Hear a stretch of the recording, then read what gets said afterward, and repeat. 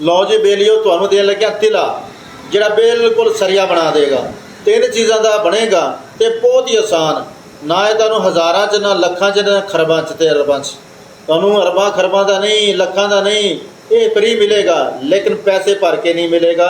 खुद बनाओ लाओ तो जान चढ़ाओ। ये अंदर तुहानू इतनी कुव्वत ताकत मिलेगी कि तुसी सोच के हैरान हो जाओगे कि असी इतना वक्त ज़ाया करता, अज वो सी वक्त संभाल लिया। मगा 5 ग्राम, बीर बहोटी 5 ग्राम, तो 1 तो 1.5 चम्मच चाय वाला जैतून का तेल ये ले लेना।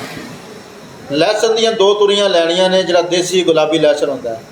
लहसन नूं तुसीं एंड च कुटना है। पहले तुसीं मगा नूं अच्छी तरह पाउडर कर लो, वो बीर बहोटी फेर लो चंगी तरह, विच लहसन कुट लो 2 तुरियां, इन्हूं अच्छी तरह पेस्ट बना लो।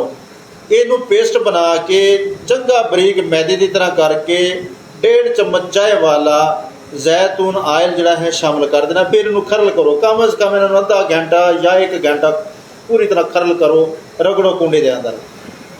फिर कपड़ा लै लेना तुसी, जिस तरह मलमल का कपड़ा होंदा है या इस तो करेब का कपड़ा होंदा है, उन्होंने दूरा तेरा करके या दूरा कर लो, पेस्ट वो अंदर पा के इन्हूं अच्छी तरीके नाल नचोड़ लो। जिहड़ा तेल तुहानूं मिलेगा ना उही तेल और तिल है, उन्होंने महफूज कर लो। उस तो बाद तुसी जनाब उस जिहड़े फोक बचिया है उन्होंने ज़ाया कर दो। रोज़ाना शाम नूं इहदे कतरे इतने क पाओ कि यह कैप छड़ के बाकी उत्ते पा लवो, यह सैडां ते ला लवो, इस चीज़ से कोई चीज़ नहीं लगानी। इनू 6 तो 7 मिनट चंगी दबा के मालिश करनी है, लेकिन इतना रगड़ा नहीं लाना कि रगां जड़ियां ने सुज जान। हाँ जी, नॉर्मल हिसाब नाल। लेकिन ये लाने तो पहले अगर तुसी रेशमी कपड़ा लैके वो रेशमी कपड़े नाल थोड़ा खुश्क कपड़े नाल इनू तुसी रगड़ लेंदे हो तो मसाम खुल जाएंगे, फिर लगाओ। ये जनाब बहुत ही आला चीज़ है।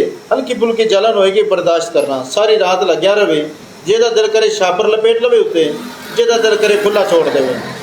अच्छा जी, उस तो बाद सौ जाओ। सुबह उठ के साबन नाल धो के अच्छे तरीके नाल खुश करके तो सरसों का तेल हल्का हल्का लगा लेना। इंशाअल्लाह ताला 3 दिनों तुहानूं पता चल जाएगा कोई चीज़ का इस्तेमाल किया, बेबहा कुव्वत का मालक हो जाओगे।